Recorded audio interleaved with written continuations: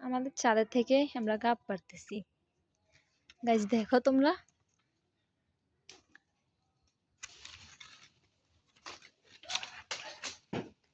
একটা পড়ছে নিচে। হ্যাঁ আমি পারতেছি, একটা পারছি মাত্র পাকনা গাব।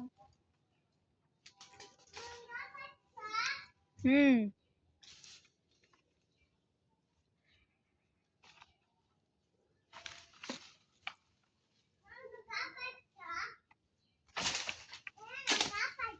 হ্যাঁ দুইটা পড়ছে পাকনা গাব।